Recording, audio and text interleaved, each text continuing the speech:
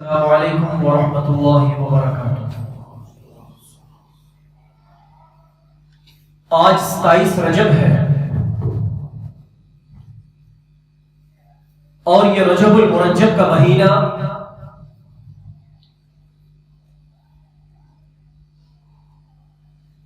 جہاں اس لحاظ سے عظمتوں والا مہینہ ہے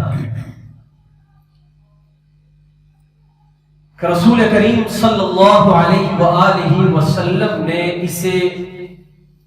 الرجب شہر اللہ یعنی اللہ کا مہینہ قرار دیا، وہیں اسے آج کے دن سے بڑی شہرت بھی ہے اور بڑی عظمت بھی حاصل ہے کہ مشہور قول کے مطابق ہمارے پیارے نبی صلی اللہ علیہ وآلہ وسلم کو جو عظیم الشان معجزہ معراج عطا کیا گیا وہ رجب کی اسی 27ویں شب کو عطا کیا گیا، یعنی جو رات گزشتہ گزر گئی۔ چونکہ اسلامی مہینے میں رات پہلے ہوتی ہے اور دن بعد میں آتا ہے، تو یہ عظیم الشان واقعہ جو تاریخ کے چند واقعات میں سے ایک ہے، آقا دو جہاں صلی اللہ علیہ وآلہ وسلم کا یہ عظیم الشان معجزہ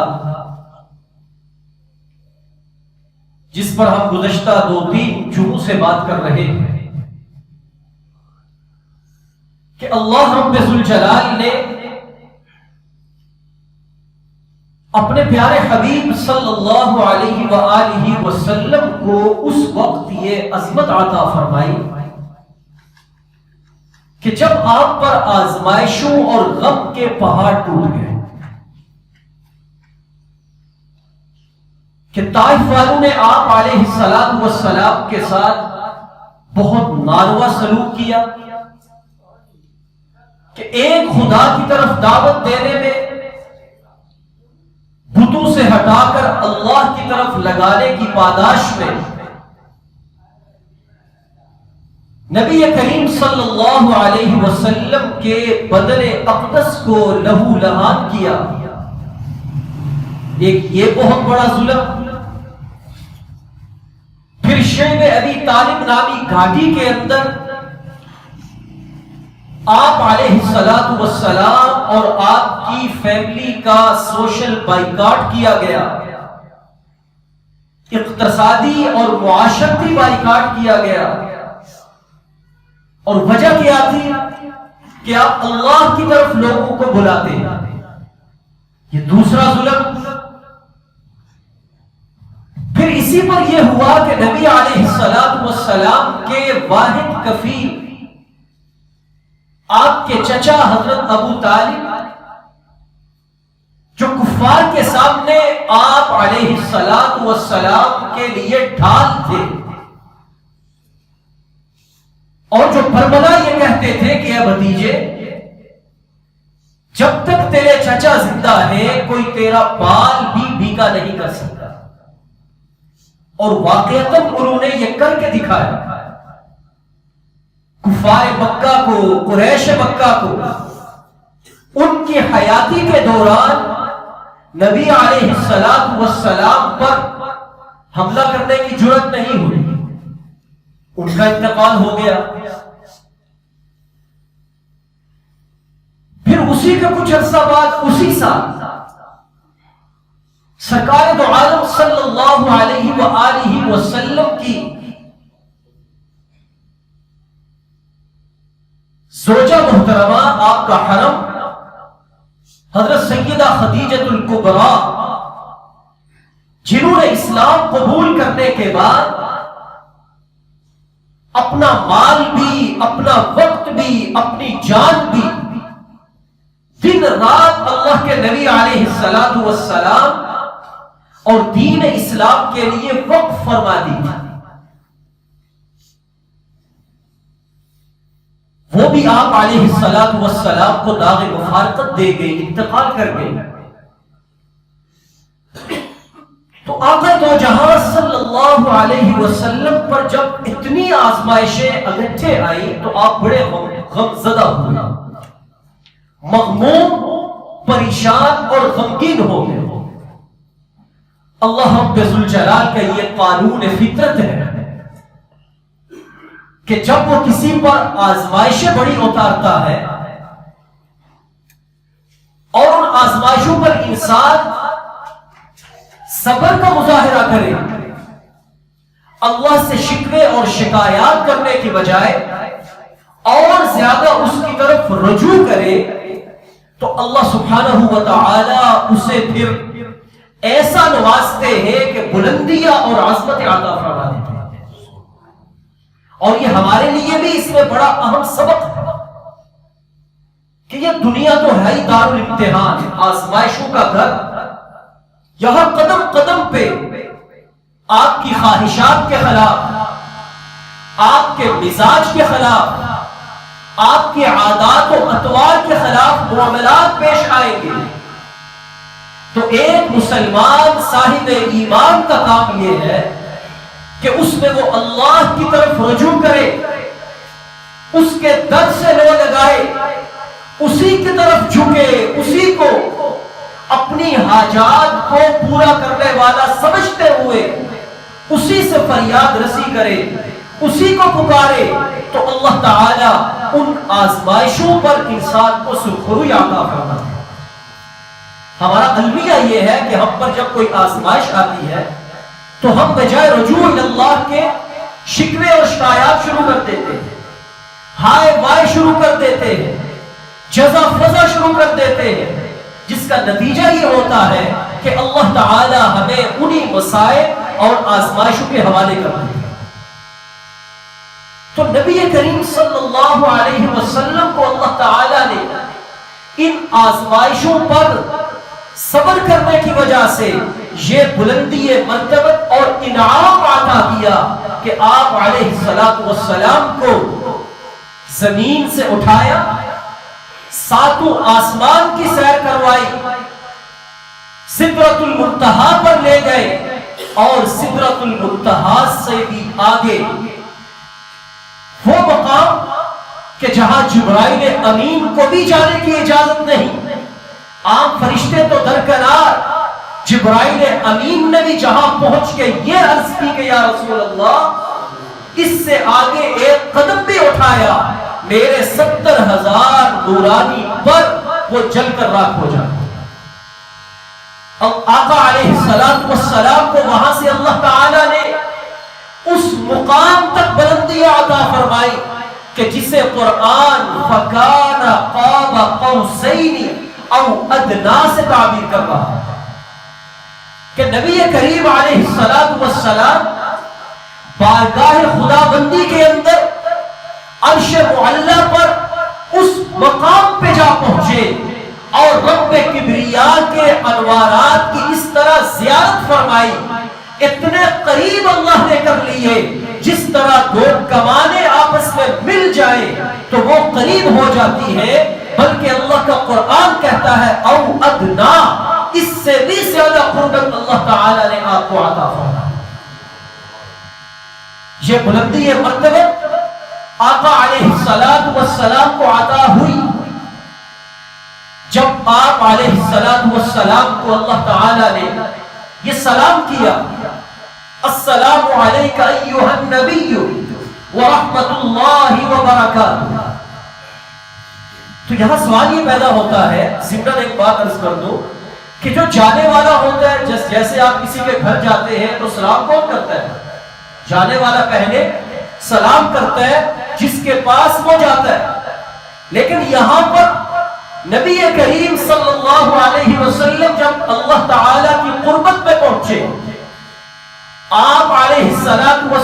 کو اللہ تعالی نے جب عرش معلی پہ بلایا تو وہاں پر آپ نے پہلے سلام نہیں کیا، بلکہ روایات میں آتا ہے کہ آپ نے فرمایا کہ التحیات للہ والصلوات والطیبات، کہ میری جتنی بھی عبادتیں ہیں، چاہے وہ میں زبان سے ادا کر رہا ہوں، چاہے میں وہ اپنے بدن سے ادا کر رہا ہوں، چاہے وہ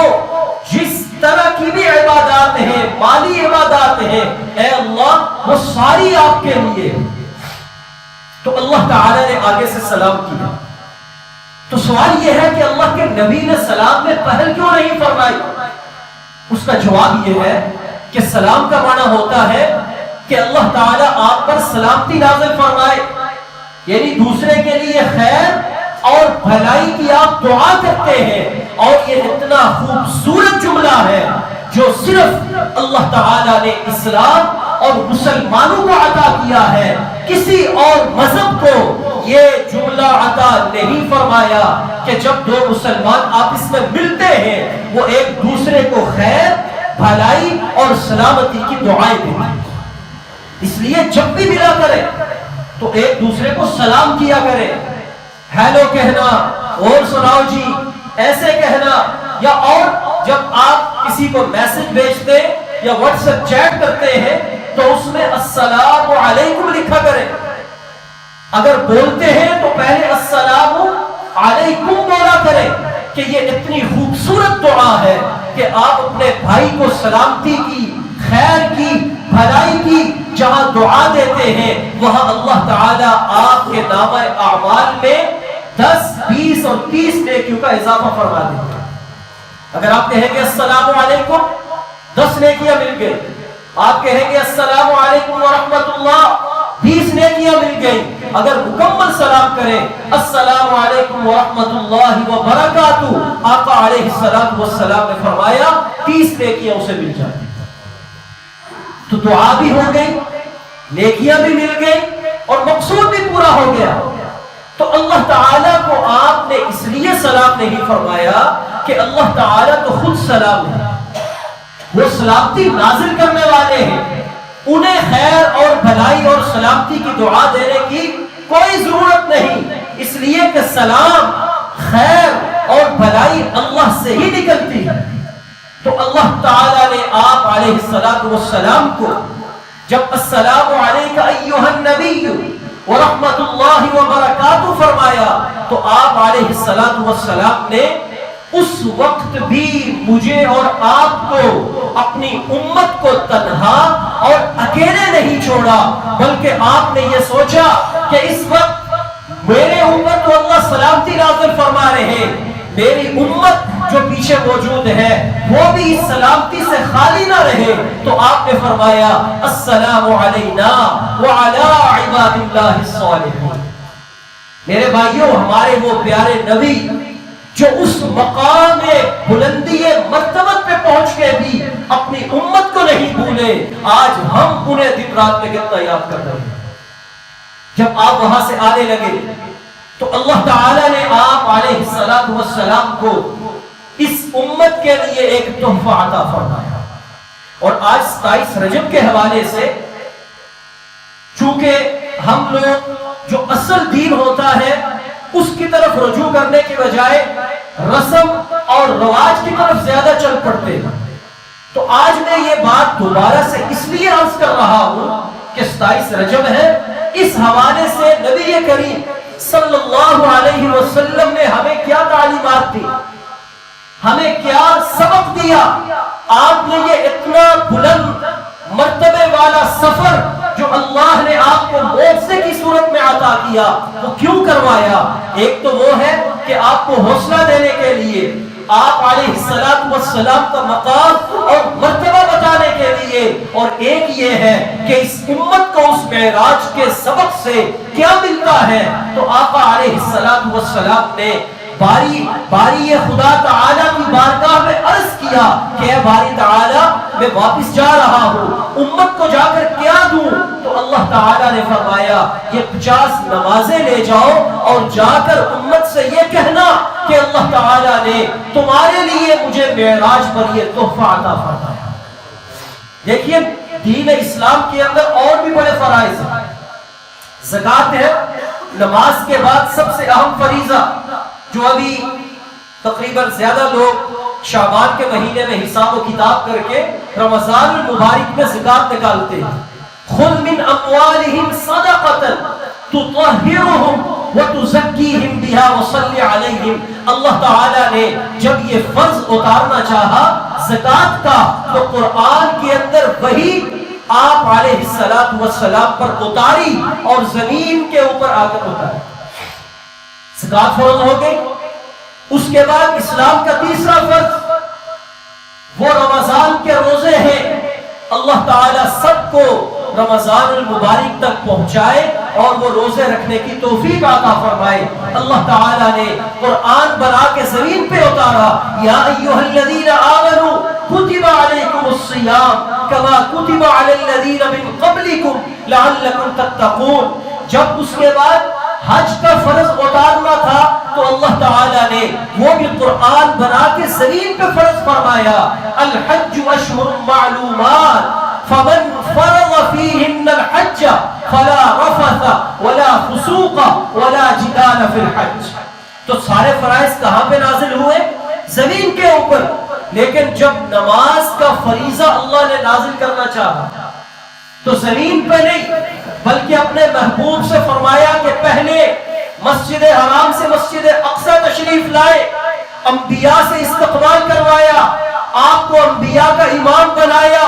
وہاں سے ساتواں آسمان سدرۃ المنتہا عرش معلی پہ بلا کر اللہ تعالیٰ نے آپ کو نماز کا فرض عطا فرمایا تاکہ اس کی اہمیت، اس کی تاکید اور اس کی بلندی آپ کو سمجھ آ جائے کہ اللہ تعالیٰ کے ہاں یہ نماز ادا کرنا یہ فریضہ کتنا اہم ہے اور کتنی اہمیت رکھتا ہے۔ میرے بھائیوں، حضرت موسیٰ علیہ السلام سے مکالمہ ہوا، نمازیں کم ہوتے ہوتے 5 پہ آ گئی۔ اللہ کے نبی سے حضرت موسیٰ نے پھر عرض کی کہ دوبارہ جائے،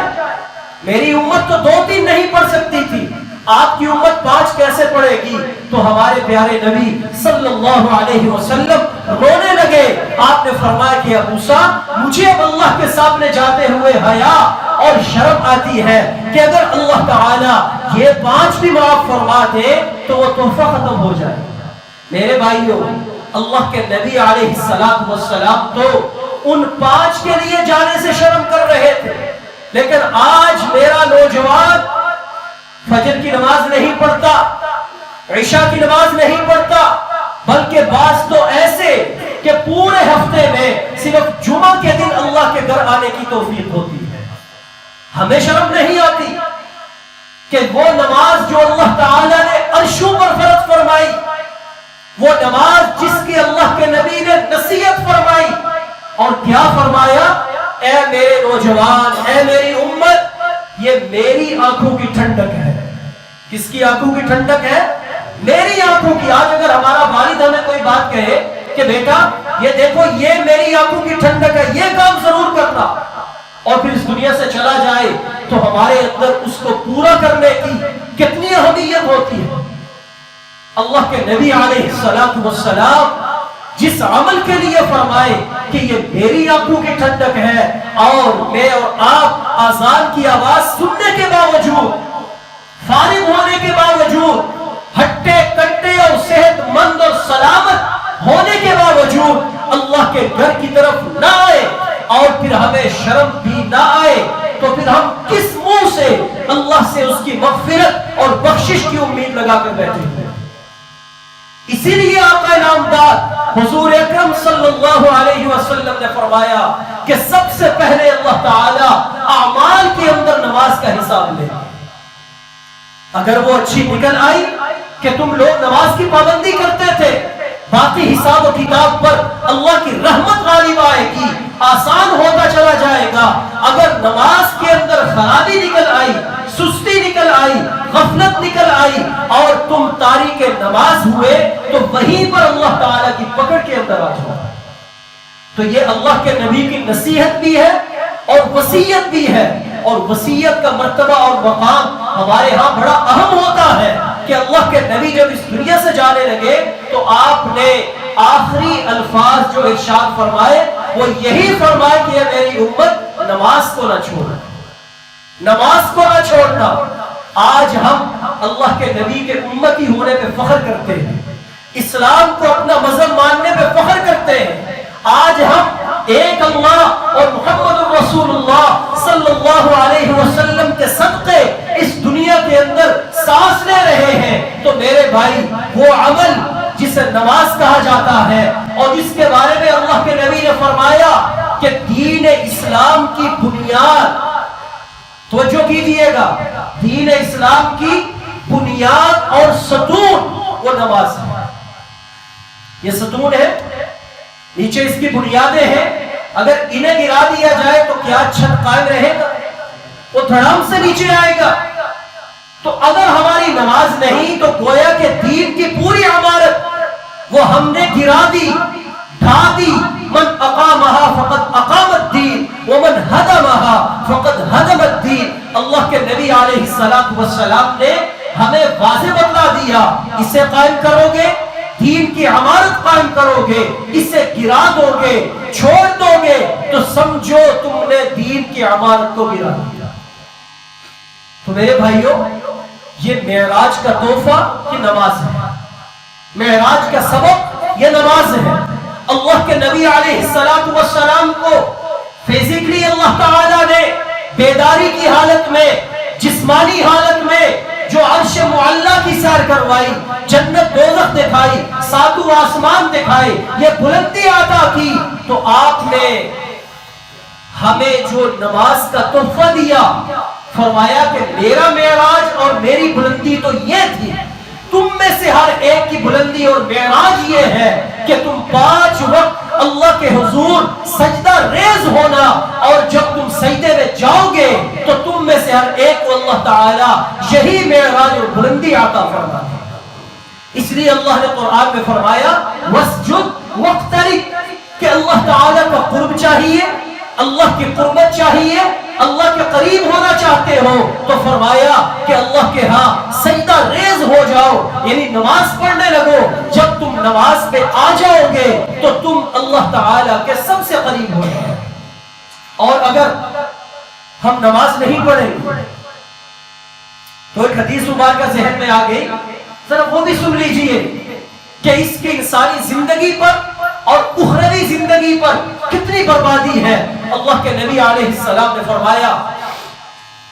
کہ جب جنتی جنت میں اور دوزخی دوزخ کے اندر ڈال دیے جائیں گے تو اللہ تعالی جنتی لوگوں کو یہ چیز عطا کرے گا کہ انہیں اللہ تعالی یہ اجازت دے گا کہ وہ جنت کے دریچوں سے جھانک کر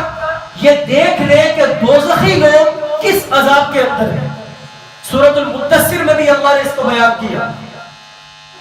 کہ جب جنتی لوگ انہیں دیکھیں گے تو ان سے سوال کریں گے فی جنات یتساءلون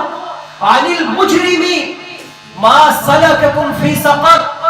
ان مجرموں سے سوال کریں گے کہ تمہیں کس چیز نے اتنی تکلیف، اتنے عذاب اور اللہ کے دوزخ کے اندر ڈالا۔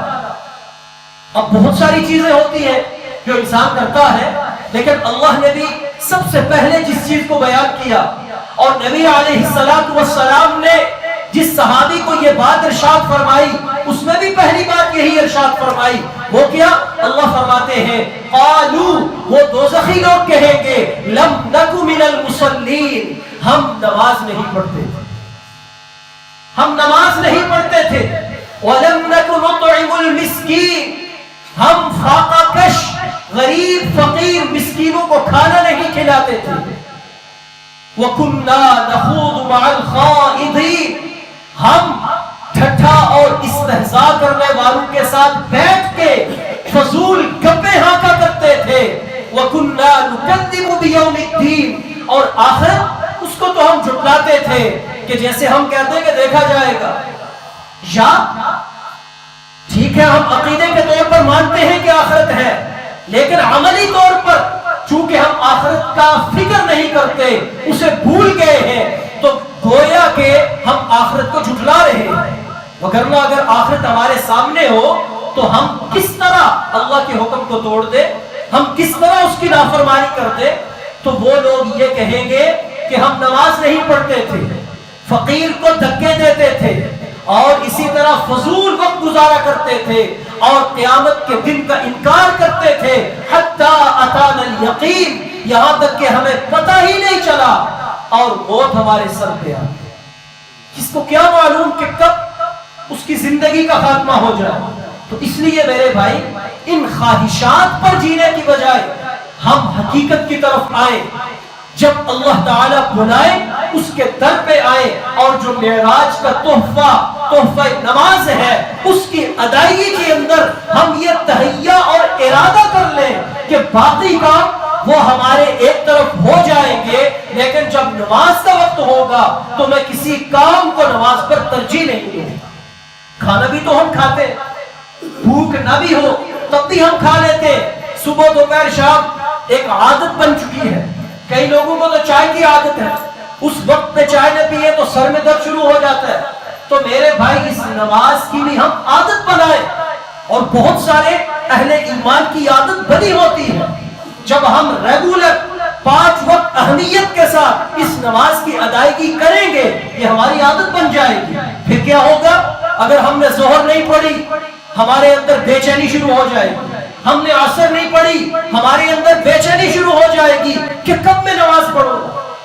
جب تک ہم نماز نہیں پڑھیں گے پھر ہمیں سکون نہیں آئے گا۔ تو اس طرح اپنے اندر اس عادت کو اپنائے۔ تو اس صحابی نے جو اللہ کے نبی کی خدمت میں حاضر ہوئے تھے، تو آپ نے آگے سے یہ باتیں ارشاد فرمائی۔ انہوں نے آ کر یہ عرض کی کہ یا رسول اللہ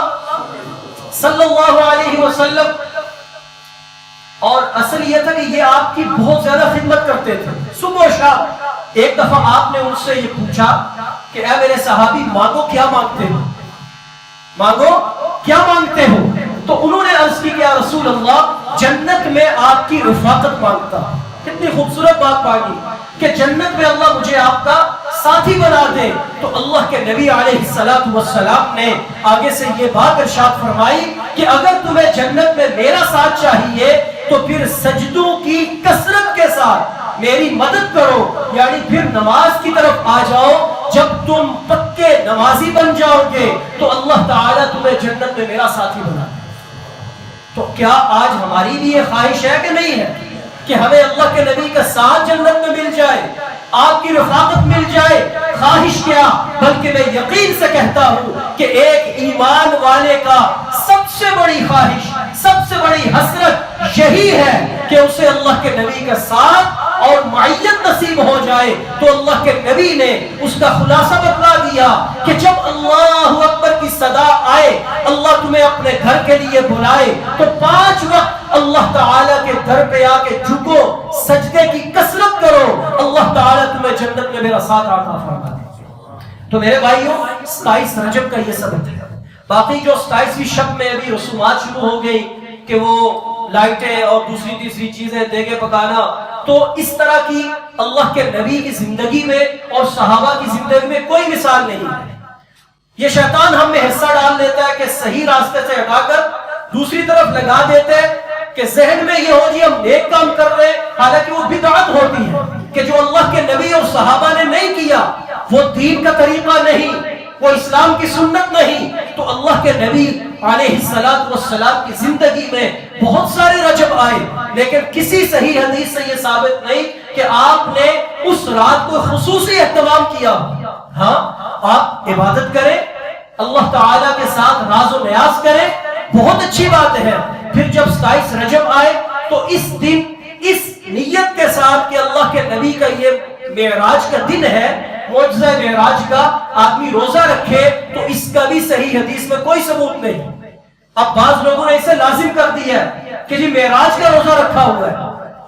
اللہ کے نبی علیہ السلام نے تو اس نیت سے یہ ارشاد فرما کہ کبھی روزہ نہیں رکھا، صحابہ نے کبھی نہیں رکھا، کوئی ایک صحیح حدیث اس پر موجود نہیں ہے۔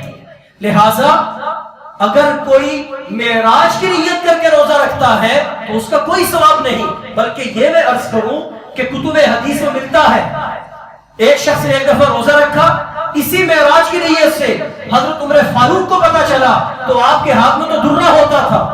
آپ تو برائی کو ہاتھ سے روکتے تھے، آپ نے اسے بلایا اور اسے کہا کہ میرے سامنے کھاؤ، روزہ توڑو، اس لیے کہ میرے آقا رسول اکرم صلی اللہ علیہ وسلم نے 27 رجب کے لیے سے کبھی روزہ نہیں رکھا، تم کیوں رکھ رہے ہو؟ کیا بدعت جاری کرنا چاہتے ہو؟ تو آپ نے اس کا روزہ افطار کروا دیا۔ تو اس لیے اگر کسی کی عادت ہے کہ وہ وسے روزے رکھتا آ رہا ہے اور بیچ میں 27 بھی آ گئی تو ایک روزہ نفلی کی نیت کر کے وہ رکھ لے تو اس کے اندر ثواب ہے، لیکن خاص 27 رجب کے حوالے سے رکھے تو یہ کوئی حدیث سے ثابت نہیں ہے۔ اس لیے ان رسوم اور بدعات سے اجتناب کریں، اور جو واقع معراج کا حقیقی سبق ہے تحفہ نماز اور نماز کی پابندی، جس کے اندر ہماری دنیا اور آخرت کی کامیابی ہے، اس پر آئے۔ اللہ تعالی ہمیں صحیح خالص دین پر عمل پیرا فرمائے۔ وآخر دعوانا الحمدللہ رب العالمین۔